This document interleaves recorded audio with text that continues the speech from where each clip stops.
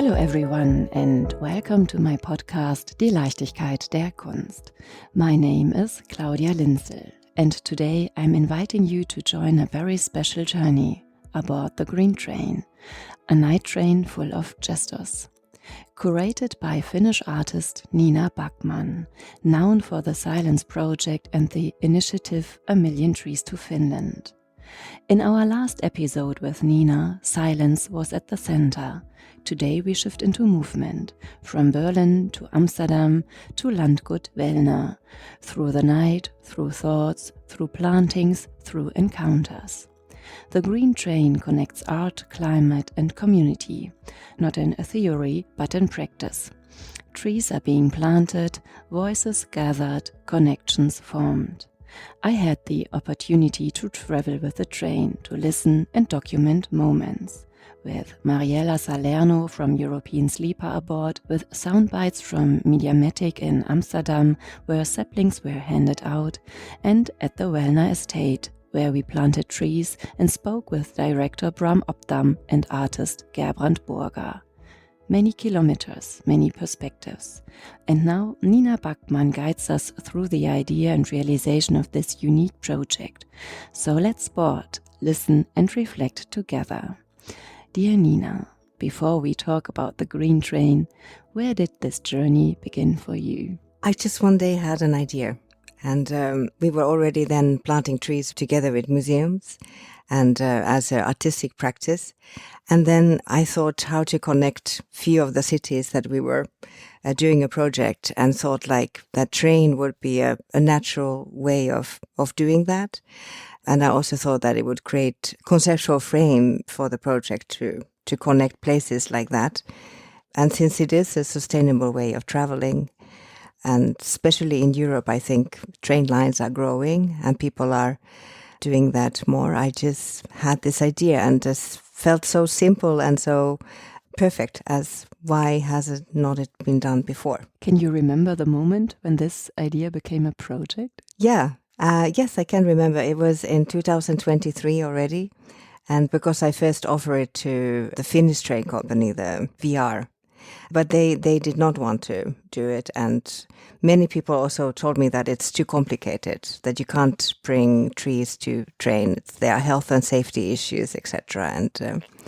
And so I got a little bit obsessed about this idea then, and I thought I will definitely do it. What has challenged you along the way and what has surprised you most? Of course, the first thing then what happens, we had to find a train company, and we found the European Sleeper who absolutely loved the ideas and decided to do a pilot together with them. Challenging things, of course, has been just to... Well, it's always the fundraising. I mean, it really is just with new project to try to convince people that this is a very good idea and it's doable and that people would be up for something like this and that it would also work. And what has you surprised? Well, I think I was surprised how happy it made people. Like how people were so open for that, because I felt like we were like spreading seeds around.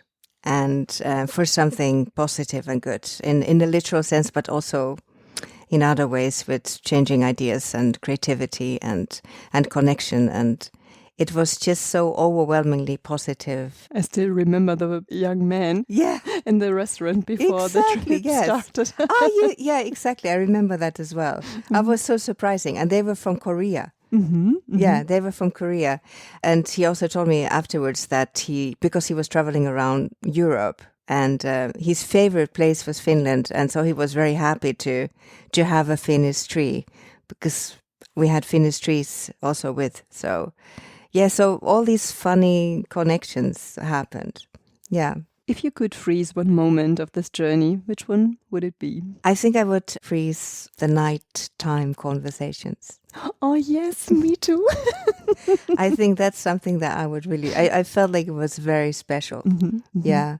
Completely out of time, I would say. And out of borders, out of time. Yeah, mm-hmm. And I think there's something about the night trains also. Mm-hmm. It's somehow very intimate, and you're in this little cosmos, mm-hmm. and people open up also with strangers and have really meaningful conversations And yeah, that I would freeze our conversation in the nighttime. Yeah, everything is possible. Yeah. Yeah. Yeah, I remember that as well, very, very deep in my heart. Yeah. What does the metaphor of the green train mean to you? So basically, it's a moving place for ideas, for connections, and also for joint ecological action. And that's what it is. Why a night train? Well, European Sleeper was a night train, but it was the train company that wanted to work with us. So, I mean, it could have been also a day train. But I do feel that there's something special about a night train because it's somehow very intimate. Yeah, it's a special way to travel in the nighttime, I think. Yeah, I understand. Yeah. What changes in perception when we travel while the world outside sleeps? That's a good question. I just feel like you get this feeling that things are possible. Yeah. And do you think in this special silence of the night, of the sleeping people, is a special energy? Like a growing energy? Or? Yeah, I mean, I really literally felt like we were spreading good seeds around.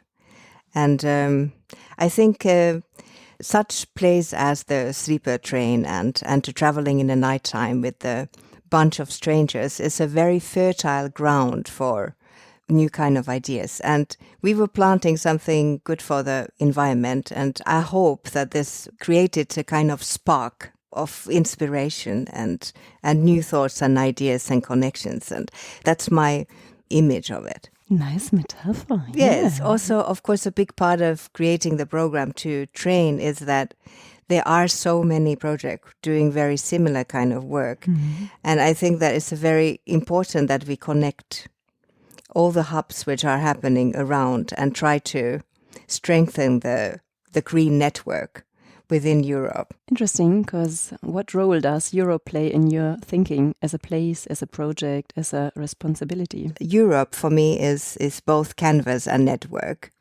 And it's a place for such a rich histories, cultures, and shared challenges, but also a kind of living laboratory for ideas about ecology, silence, and community. And I felt like my work responds to its landscapes, cities, and social structures, while also carrying a responsibility to engage, to connect, and to contribute to collective reflection and sustainable action across borders. The whole project is overlined with Green Train. And I had the luck to speak to Mariela Salerno as well. Now the sound would change a bit because we recorded in the train in the night. And I would love to present you and our audience her thoughts about the Green Train. Dear Mariela, before we talk about sustainability, art and mobility, what moves you personally about a train journey across Europe? Hi, Claudia. Thank you for having me. It's very exciting to be part of this project. I think to me, traveling by train, it's a way of slowing the world down in a way to more of a human rhythm. What moves me is the actual idea that traveling by trains, and more specifically by night trains, it's an opportunity to travel through the landscapes rather than over them, and seeing how one blends into another. And so kind of having those geographical borders fade away. They almost don't exist. That's what excites me about train travel. How does traveling by train change your view of places, people and connections? It changes your perspective in a way. As I mentioned before, borders feel softer. Cultures are more connected. You begin to understand Europe, but not as a collection of separate spaces and points, but rather more as a living network of people and places that coexist and are evolving together. What, to you, is the parallel between a railway route and an artistic gesture? I think, in a way, both a railway and a piece of art, an expression of art, are ultimately acts of connection. They begin with intention, but their true meaning unfolds in experiences. The experience of traveling by night train, sharing your sleeping bed with somebody else who is a stranger, might end up become a friend at the end of your journey. in the spaces between departure and arrival, many things happen, and there's a lot of human connection that happens during those moments. So both build bridges, physical and across rivers and symbolic ones between people. They invite us to see more familiar landscapes in a different way. And I think you can find beauty and meaning in motion. Oh, wonderful. Why would a railway company support an art project like the Green Train? Strategically, it shows, in my opinion, that travel can be more than logistics. It can be culture in motion. Culturally, it allows us to reflect on the stories that we carry across Europe and the ones that we create together. Visionary, it's about, I think, redefining the purpose of infrastructure from something that simply functions to something that inspires. Supporting the Green Train is a statement. The night train can be a vehicle not only for people, but for ideas. Why is the night train in particular a format that can do more than simply connect? I think the night train can invite reflection. As the world outside slows into more silence, passengers move both physically and mentally between cities, but also between states of being. This is particularly relevant when we travel by night. It challenges our relationship with speed and convenience. On a night train, connection takes time, and in that time, awareness grows. Awareness of our footprint, of our surroundings, and ultimately of our shared responsibility. Can a night train be a space of inspiration? Absolutely. A sleeping car is a rare social space. Intimate and yet anonymous. We share silence, motion, and destination without words. That proximity fosters quiet trust. It reminds us that community doesn't always require conversation. Sometimes it's built on coexistence, on mutual respect, on a shared journey through the night. What was your first reaction when the idea of the Green Train, an art project on tracks, was brought to you? Oh, this project is particularly close to me. It felt immediately right. The idea brought together everything that we care about: connection, sustainability, and imagination. It showed that the railway can be both a backbone of Europe's green mobility, but also a canvas for creative dialogue. Please describe the Green Train from your perspective. I think the Green Train is an invitation to travel differently, to see differently. It's a moving exhibition, a conversation between art and infrastructure. It brings creativity onto the tracks, reminding us that every journey can carry meaning beyond transport. It can carry awareness, emotion, and a vision. What role does the European context play in this project? Oh, Europe was built on the actual idea of connection, cultural, social, and economic. Railways are the physical expression of that idea. Within this context, the Green Train becomes a cultural bridge across borders, a reminder of shared responsibility of our continent's sustainable future. In many ways, Europe's identity travels by rail. Why is it important for companies like European Sleeper to support such formats? Because we see travel as a cultural act. Supporting projects like the Green Train reflects our belief that sustainability is not only technical, it's emotional, social, and creative. By supporting art and the Silent Project in particular, we help shape a vision of travel that's more conscious, more connected, and human. What do you hope remains from this project in the mind of the passengers and the stance of the company and the European cultural landscapes? We hope the Green Train leaves a sense of possibility, that rail can move both people and ideas. For passengers, perhaps a renewed awareness of how we travel. For companies, an understanding that infrastructure has cultural weight. And for Europe, a model of how connection can be both ecological and emotional. What parallels do you see between art and mobility? Both art and mobility question perspective. They make us look again at our surroundings, our pace, and our purpose. Both are forms of storytelling, one through image or sound, the other through movement. When the two meet, they remind us that progress isn't only about speed, but also about meaning. If the green train were not just a route, but a thought, what thought would you like to put on track across Europe? That sustainable travel can be more than responsible. It can be inspiring. The idea that slowing down is not a loss, but a gain. Of perspective, connection, and understanding. If the green train sets anything in motion, let it be a Europe that moves thoroughly, by night, by rail, and by shared imagination. Nina, back to you. What happens when a tree is planted in a country that is not your own, and what happens in us?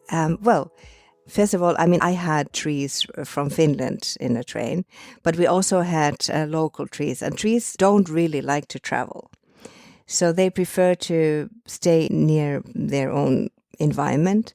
And as an artistic work, I brought this gift series, which is gifting trees to people. And it's an old Finnish tradition, and you can find it also in other countries. But it's this idea that when you plant a tree, this is something for protection and for your well-being. And this is, for instance, what we also did in Netherlands, in Velna estate, that we were planting linden trees. And they will stay there in a good place, and it will be a kind of memory of the trip. How do you see the act of planting a tree as an artistic gesture? For me, planting a tree and making an artistic mark, they're both acts of creation and offering. And both leave something in the world that now nurtures and have connections and create the kind of quiet transformation. So for me, it's a very natural connection there. Mm-hmm. Where do you encounter silence during this journey, and what does it allow you to hear? Well, I think all of my projects, it is still one of the core ideas is the silence, and to create different ways of experiencing that. And why to do that? I think that for me, silence always has been the first language of the humans. Mm-hmm. Because I think that in silence, we come to understand ourselves, and this is the way how we find our connection to the environment, to the world around us, to nature, but also to others. I have seen it many times with the silence meal, where people very fluently communicate with each other without exchanging any words. And I feel it's almost the kind of root network. Like for me, I view silence as similar to the trees network. In a way, this is the language of really pure human. You mean like a communication without borders? Yes, I think so, because I've seen this when I often sit with people that, not always, but I have had often situation with the silence meal, or a few times, where you have people that would normally not sit at the same table, maybe completely different, political views, or just really too far different in ideas. And I've seen people connect in silence when all this other stuff is kind of taken away. And what I hope that my project would bring is this human connection. And I think silence does that. But I also seen that in a very practical sense with when you plant together with people, and you have the same mission to plant a tree, and there's something very powerful and beautiful about that, although it's a very simple act. When does a tree become a work of art for you? I think it's the whole process. I think the practice itself is the art for me. What changes in a place when a tree is planted there as a piece of art? Everything. Everything changes. Everything changes. Concretely? In a literal sense, of course, it's the thought. Mm-hmm. I think, first of all, the thought and the idea and the act of doing something like that together. And then there are practical. The soil changes, of course. It has many benefits. How do sound, sculpture and nature come together in your work? Well, I think the tree is probably the best piece of art for that. Yeah. So I think this comes best together with the mini forest, really, because it's about creating places for silence and well-being. And this has literally also a piece of art, which is representing the silent space. So, this is what I hope to create with this project. Like silent places for well-being and art and reflection and connections. Maybe this is a nice moment that we look concretely at a place where we planted trees, Mediamatic in Amsterdam. Yeah. Maybe you could shortly describe what Mediamatic is and why Mediamatic was the right place for you to start this project. It says, because this is from Laura Sanz Rosal, their program manager, and because we collected quotes beforehand just to see why each partner wanted to collaborate with us and what was the connection to the Green Train. And this is how Laura answered, for instance. So she said, at Mediamatic, we're constantly exploring how art, design and science can work together to create a more ecocentric future. The Green Train initiative is a perfect opportunity for us to translate this desire into action, moving beyond our community to inspire a larger audience. I think that's a very well said and truly what we were also doing. Yeah. Why was Mediamatic the right place to start this project? Well, I mean, for starters, they are very near the station. Mm-hmm. And they have very interesting environmental project themselves. It has an interesting history and it's a well-known place in Amsterdam. And they do a lot of experimental things with their garden. I mean, you saw it yourself. And they were very open for this collaboration, and it's a very community-friendly place. And they also had some places where we could leave some trees and plant around Mediamatic. And so that's why it was organized together with them. And I thought it was really wonderful event. There was kind of a workshop. Yeah, there was a seedling workshop, and this is what I often do. So to talk about the seedlings we have and why we have these kind of seedlings and how to plant them and just meet people. And I should also mention the Life Terra people who also operate partly in Amsterdam and also in Spain. But I mean, they provided us this map and the QR code. So if you wanted to, you could add your seedling in that maps. And then via the digital map, then also see how and where these trees are growing. And did you know I collect some sound bites of the participants? I know you did. Yeah. Oh, but we have to also mention your lovely aunt. Oh, yes, yes. Yeah, it was very nice to see her as well. Mm-hmm. Yeah. Mm-hmm. Unfortunately, I don't have a soundbite from her. Yeah. But for others. Yeah. And now we listen to them, what they said. Yeah. And now I'm very happy to have you here. Would you like to introduce you by yourself? Yes, my name is Viola Karsten. I work for the Goethe Institute as a cultural program maker here in Amsterdam. Yeah, I'm Dorothea Reidenbach. I'm the intern now since 1 week at the Goethe Institute. I'm happy to be here. Mateus Mouraria. Yeah, I'm originally from Brazil, but I live here in Amsterdam. Hi, my name is Ioana. I've been living in Amsterdam for quite some time now, and I'm here with my mother, and it's been a dream of ours to finally be able to do something together, especially with planting a seedling or a tree. My name is Doina Bacanu. I'm from Romania, and normally I live alone with 3,500 meters of garden around me and a dog. Oh, what means Green Train for you?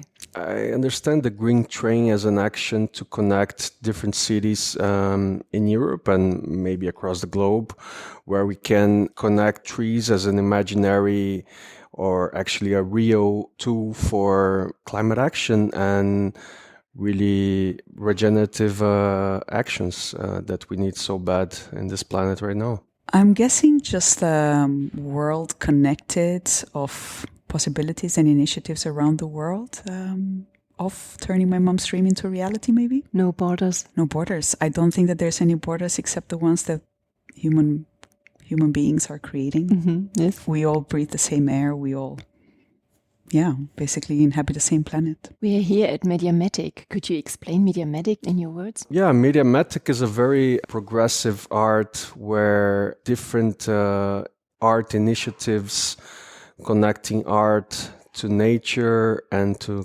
climate action and regenerative practices are showcased. And it's a very important institution that highlights the need for nature and to connect nature to people in such an urbanized country. Have you known this place before? Yes, I've been here several times. It's also it's very visible in the city because it's next to the train tracks. And whenever you travel inside, you do see the space, you do see the greenhouses. You also used to have these greenhouses here at the water that were very visible.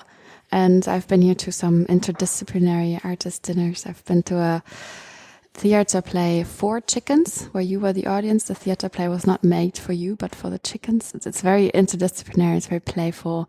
Does a lot of different things. I love the workshops that they do. It's very multi-sensory. Yeah, for me, it's the first time in the Mediamatic today, and I'm very inspired. What a beautiful building. What a great bunch of people that gather here, and inspiring projects that are taking place inside and outside, and the plans and the things that are happening here. For sure, I will come back. And what brought you here today? Yeah, we followed the invitation of Dina for the Green Train project. And also I've been working on ecology and art for a while in my profession. And for instance, we had artistic residency projects, but also I like the idea of a connecting train between Germany or Berlin and Amsterdam, and bringing artists, but also the idea of ecological art to the Netherlands. Yeah, for me, this morning I came to the office and I just saw an email. Train, Berlin, Amsterdam, ecology, trees, and I was like, this is for me, I need to go. And I cycled here very fast, and now I'm here. I'm from Berlin, so it felt super relevant. I'm taking this train, I know the European sleeper, and to talk with the artists here and about their ideas and projects, it's amazing. I never heard anything like this, so super relevant and interesting. Yeah, for me, the Green Train really connects to the project that I'm involved with. So I'm a climate activist through Climate Reality Project. We also have hubs across Europe in which we are aiming to increase awareness and climate action across Europe and other cities around the globe. There are over 10 hubs across Europe in which we do local activism and connect communities and people to climate action, and also reach out to corporates that are ultimately responsible for the climate crisis that our planet is going through, and that are very important that we reach out for those corporates to change their actions and their practices. And many of them are very interested in changing their practices and their culture towards more positive, nature positive behavior. Yeah. My mom is just visiting, and I know since I was a kid, she always said, she said that there's this quote, this Indian quote, that a person is really a person once they build a house, build a family, and plant a tree. And my mom has done the first two, but we didn't have the opportunity to plant a tree. So we're here today because we're trying to create a bond, mother-daughter, past being mother-daughter, but meeting each other as adults, doing something together as equals. I'm all the time curious, but my daughter showed me the possibility to be here. How lovely. When you plant this tree, what might you else plant within yourself? Yes, every time when you plant something, you're also planting something that it might become. It's also in you, and you're dedicating to invest your time in it, hoping it will grow. Yeah, you envision the idea of how the brook tree might look in your garden, on your balcony. And now with the idea in mind that it came from Finland, it came through Berlin, it came all the way here, and it's so how connects these countries with each other. Maybe also in mind that plants always travel. What a really native plants anyway. I mean, seeds have always traveled the whole world, and so I think that's also an interesting thought, that it connects us. It doesn't really know borders as well. And we might even plant it or then take it somewhere else again. I think mine are going to end up on my balcony. But so now I live in Rotterdam, but I might move to different cities, and then I will take the plants and bring them somewhere else again. It's a philosophical question. A bit? Yeah, it's an interesting question, yeah. I think it's also a seed for internal growth. I think we can only change the planet if we change ourselves. So, like, for me, it's also a seed of growth, and I hope this tree that I planted here today represents this internal growth, and I hope to see it flourishing over the next years. I thought first that this green must be extend. It's a small tree. To extend and try to make our stupid. I don't know to say it. I dream to be a green planet, but it's like the Mrs. Contest. I love for the peace. I work for the peace. No, I really live for see a green planet. So my mom is planting inside of herself the intention of it being more of a green planet beyond the words of people hoping for peace and a green planet. So my mom is planting that possibility inside of her, even though you don't see it yet. You believe that it can happen one day, right? I imagine. She's imagining that one day will happen. And I am planting within myself the seed of possibility that my mom would be alive to see it happen. Oh, thank you very much. It was touching. Last question. What do you hope will remain from this project for you, for others, for the future? I think just for today, it's also the connections that we made. We have had some lovely conversations that can also be developed in something that is the same as like a seed in the soil. Yeah, you connect, maybe you meet again, maybe we come to Mediamatic more often, maybe we stay in touch with the project, maybe we develop further, let's see. Yeah, with the artists, and the tree will stay. I really hope this action here today of these people symbolizes a moment of shift in our culture, in which we have been for many years or centuries cutting trees down, and that we are actually starting a moment of regeneration all across Europe and the planet. Clean air to be around, and the children live another life better. That's beautiful.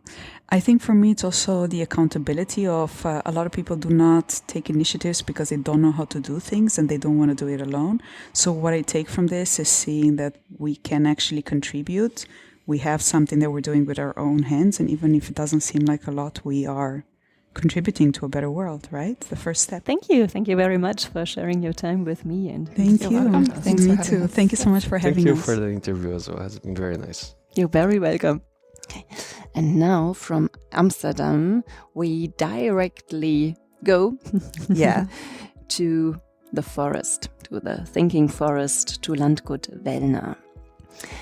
I would love if you could describe Landgut Wellner. Well, it's my second time there because my connection originally for the Wellner estate or Wellner is the artist Gerhard Berger, because he invited me to do a silence meal there. Within his program. And so this is where the connection came from.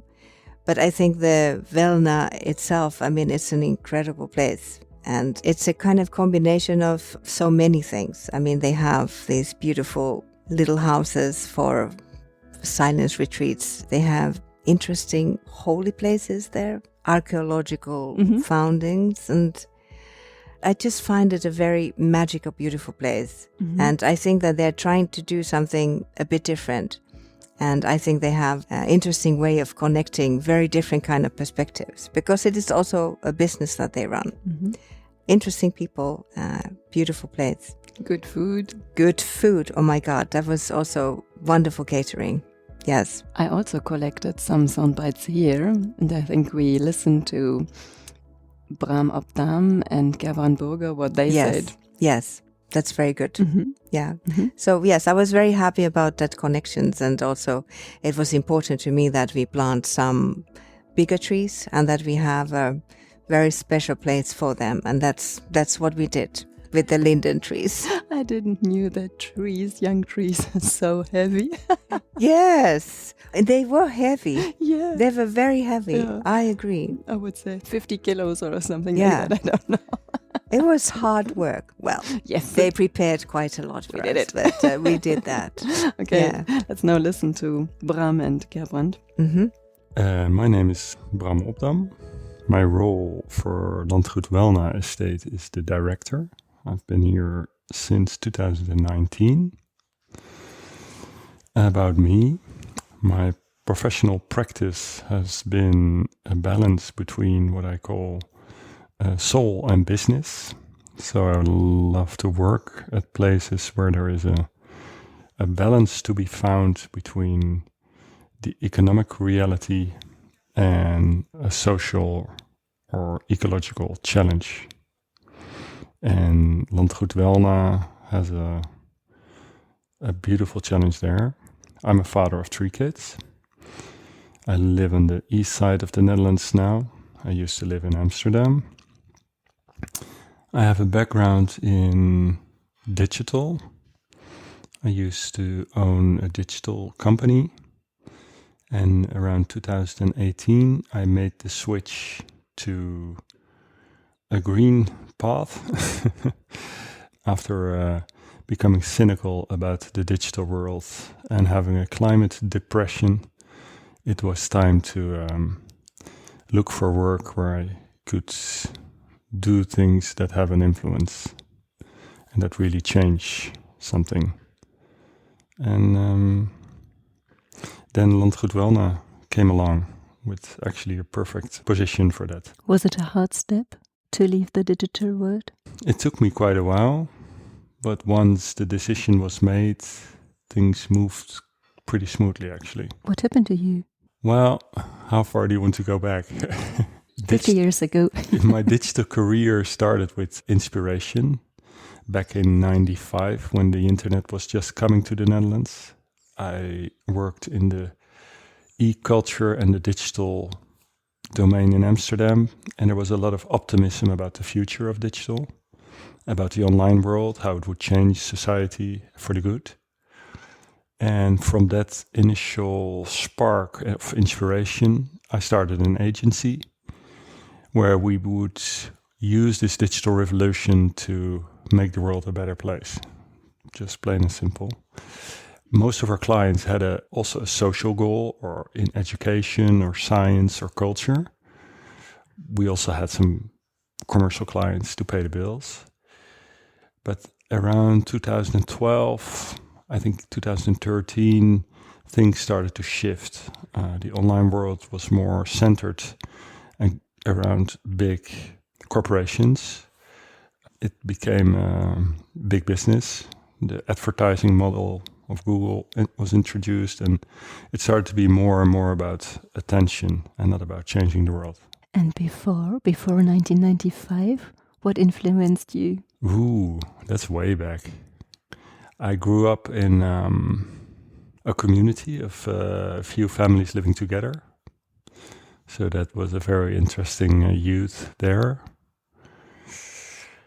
I went to the so-called Waldorfschule, the Steiner school, also influential.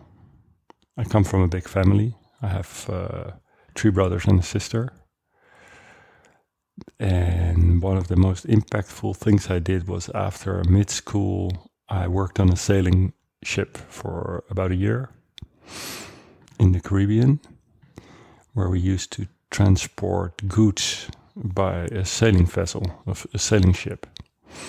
And that's actually where I left behind my children years and realized, well, many things. And here at Welna, art plays a huge role. Art and nature. Why is art so important for you? I think it's because of you that art is here now. Well, it is in the roots of Welna as well. But right now we managed to let it grow again. I think art is always playing a vital role in society when you need new perspectives, when there are big questions, when there are mysteries. I think art is actually the only answer. And it's also the starting point of really new ideas, a starting point of new ways of looking at things. And on an estate like Welna, there are many challenges, which also greatly benefit from the artist view. new perspectives, combining things, looking at the meaning of an estate, about the nature, the many functions we combine. So it's a crucial role. What is Wellner? Yeah, there are many ways to explain wellness. I can give you like a history lecture, which might be not so interesting. The current wellness is, first of all, it's a big piece of land. It's 600 hectares of unique nature. It's been owned by a family, so it has a lineage and a family tradition. And it's also a company where we try to balance the nature, the ecology with the commercial side. So we have to make money to maintain it, but we want to do that in balance with the nature. In that way, you could compare it to a small country where we have all the similar problems.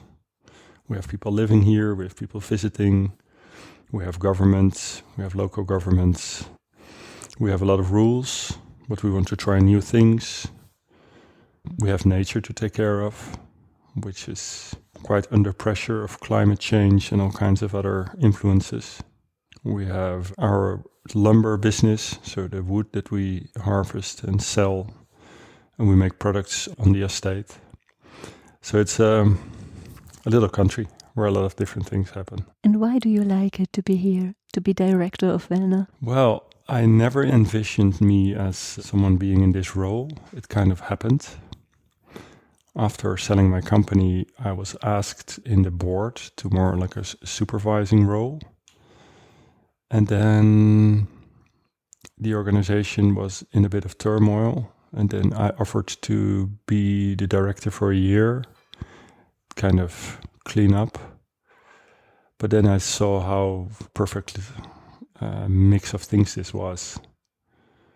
And they asked me to continue. And now I'm here, I think, in my 6th year. So why is it important for you to work with projects like Thinking Forest and the Green Train together? Well, as I said, art is vital to everything actually, but also to this place where we are trying new things, to be a pioneer in many fields. And art is crucial. And Thinking Forest and Gerbrand Burger are working with the same question. What is the forest? What's the role of people in the forest? What's nature? How do we relate with it? And that's a perfect match. So Thinking of Forest and Wellner is a really good match. The Green Train, Nina's work is of course also about trees and about nature. And it's beautiful to bring that to this place. What does planting a tree means for you? Not just planting a tree, I mean by yourself. Yeah, that's a big question. A tree is, of course, a symbol for many things, especially the lime tree. But planting a tree is also about putting an intention into earth, but also about doing something for the future, for the far future. A lime tree can become over 100 to 150 years. So it's the ultimate deed of connecting to the future, I think. What do you wish that grow in the future? Wow. That's a big one. Well, let's start small. That's what I learned by working here. I hope we're managed to create what I call the forest of the future, where we combine the spiritual, the cultural, and the ecology, and that this becomes a little green haven in a society in turmoil. And which kind of roots do you want to leave? I would love to leave roots, like really deep, solid roots, where this place is grounded and is able to stand the storms of the future. If it's in the ownership, in the army, doing exercises here, in climate change, I would love this place to be rooted so deep that it can stand for another 150 years.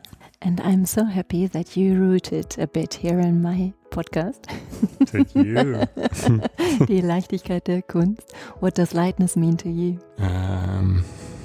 not being identified. Thank you, Bram, for your time. It was very special. Thank you for coming, and thank you for this conversation. Dear Gerbrand, you're a founder of the Thinking Forest Foundation. Maybe you could explain it a bit to me. Yeah, the Thinking Forest Foundation, the idea for it came actually after I approached Bram, the director of Velna here, to make a sculpture for this forest.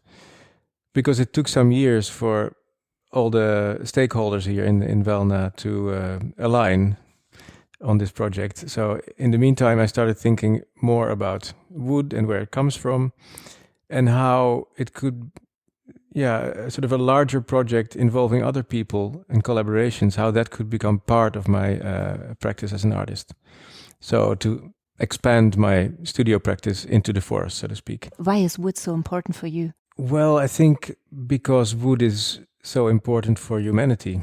And people don't realize that maybe sometimes that wood is the material that has the biggest importance, like the biggest role in human development since the beginning, when we were apes living in the trees and making big nests, and slowly coming out of the trees, walking into the landscape and starting to build. How do you and Velna find together? Yes, well, a friend of mine from quite long ago, she grew up here in the White House behind us. And she doesn't live here anymore, but through her I got to know the place. And then many years later, when I was starting to work with wood as a material for my art, I was looking for a place to make a sculpture that could stay in the forest. And then I thought of Velna again, and I approached them, like the director. What is the sculpture about? Well, the sculpture started for me about the idea that I wanted to create sculptures, but not hold on to them and not preserve them, but put them out in the forest so they could disappear slowly. So it's kind of a storage for me, like a permanent but not permanent storage of these objects. And so this particular work here at Velna, it's called actually A Trajectory Through a Maze of Trajectories, which is kind of a quote by Tim Ingold, British anthropologist, who is writing about how materials and objects don't really exist as final objects or final entities, but they always keep evolving and becoming. And so, this wood that I made the artwork of is, for now, it has the shape of this wood, but it's now already changing and falling apart and getting softer and gray, and it will become soil again. And after that, it might become a tree or a plant or an animal. And I see some books. What are the books about? Yeah, good question. It's there. You can read them, but you cannot open them. Yes. How can I read them? What do I read them? Yeah, by looking at them and thinking about what they might mean, and read the tree rings that you can see in there and realize how much time it takes for the tree to grow, and all your other thoughts that you can have. What do you read in them? Well, I see them partly also as a symbol for this wisdom of the forest, like the result of the thinking process of the forest. So this name Thinking Forest is kind of a double name. It's like a thinking forest that is producing this wisdom, but also a place to go to think. And we are sitting here together because we are participants of the Green Train. What does the Green Train mean to you? Well, the Green Train is an initiative by Nina Backmans, as you know, and we met 5 years ago in Helsinki. And since then, we have kept in touch, and I have invited her last year with the Thinking Forest Foundation in the summer for a midsummer's evening where she staged a silent meal. And she had been developing this Green Train project in the meantime and asked me to be a partner in it. So I thought that's a good idea because I think it's wonderful to invite other artists here as well with their projects. And so it's the sense of collaboration and a growing common project. Dear Gerbrand, thanks a lot. Thank you for having me. Dear Nina, back to you. When we think about artworks, we think of an object. Yeah. Which we can buy. Your material is the nature, trees. Is there a way for collectors to support it? Yes. I mean, I did create a certificate, and you have one here for you. So people can buy this tree and the certificate, and that what comes with that for the collector also is the kind of way how to take care of that tree. There is a possibility for collectors to buy that. I should also mention Art Flash, who is selling art prints. And they wanted to help me out as well. So they put this certificate on their site, and you could buy a big tree with the certificate. And so we tried that. So yes, definitely it is possible for the collectors to buy that. And I wish there would be more collectors who would like to support the project. Mm-hmm. Yeah. And where do you want it to see plans from your project as well? I would like to have more museums and art institutions to be connected to the project. And then I think these trees could be planted nearby museums as well. And also that we would have these small pockets of silence inside cities where we could plant trees, which would be a kind of daily reminder of people also about the importance of planting trees and about this project. Because I think it's, visually speaking, also important to have places where people can see the trees grow. And then really, I wish that it would go and come everywhere in Europe.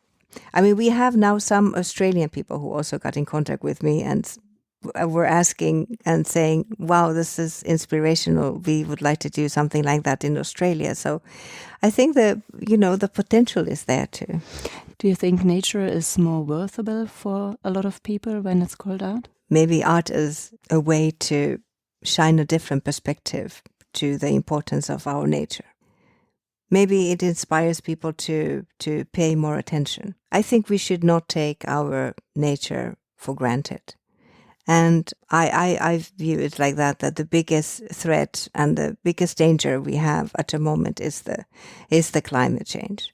And I think we have to, in any ways we can, every individual, I think it's important to try to do something. And so for me, as an artist, this is just one way of trying to do something which is connected to my artistic practice, but also something concrete and good for the environment. Now we heard some sound bites of the participants of Mediamatic, of Landgut Wellner and Thinking Forest, of Mariella Salerno from the European Sleeper. If you look back, we record a few days later back here in Berlin. What is the strongest image you'll carry with you from the Green Train? I can't choose one. There are so many. Mm-hmm. It's a kind of a carousel post, like many images flashing by. I think the beginning, I will always remember the Korean man who came to us when we were waiting a train and said, like, "Are you the Green Train? Mm-hmm. Are these the trees? Are you?" And that was so surprising. So I was not expecting that. Mm-hmm. And I think it was very meaningful to plant the big linden trees as well. And I just was overwhelmed by the very positive response and how people were so happy with their trees. And all the conversations and all the new connections. And I have to say, I was also very happy to have my son with me. So I was very happy to have Arte with us as well. I mean, this was a really wonderful thing. And that Oliver Natornau, the journalist, was joining the journey, literally speaking. And also that we had the cameraman Marco with us, because we had wonderful documentations of the first Green Train. And this was quite lucky to have that. So this really made me very happy. And it's still in the Arte Mediathek. Yes, it is. Can have a look. Exactly, yes. So this was really wonderful. Yeah. So we have a really beautiful footage also of the whole trip. Yes. And I was also very happy to work with Art Press Ute Weingarten, who I have done a few projects now. So this was our third project, and I was really happy to have her as well, because she did such a beautiful marketing for the project and all the whole team that she has. I very much like and appreciate. Yeah, she and her team is amazing. Yeah, it's an amazing team. It really is. Mm-hmm. What do you think about lightness? What always comes to me as a surprise, how much happiness it brings to plant, for instance, something as simple as trees together. And maybe that's because it's about doing something. I think it takes a lot of anxiety maybe away when you are acting and doing something. And maybe there is a lightness in that of doing something, acting, doing, making things happen. Dear Nina, I love acting with you. Thank you. Through Europe or Australia or yes, yes. Imagine that. Yeah. If we would come all around the world, if we would go all... Yes, I would love to do that. It's so inspiring to learn from you, not in a teaching way, more in an encountering way. Yeah. To get deeper insights about your art, about nature and art, about sound, about encounters. Thank you for all the trips we did. I hope that our journey will roll on. Yes, me too. It was so nice. Thanks a lot for your time and Thank taking you. me with you. But hey, I have to say a big thank you to you as well. I was so happy to have you. So thank you so much for being part of the trip. It was really wonderful to have you. Yeah, I felt very supported. I really did. So thank you so much for that. Thank you. And thank you, Ute. Yes.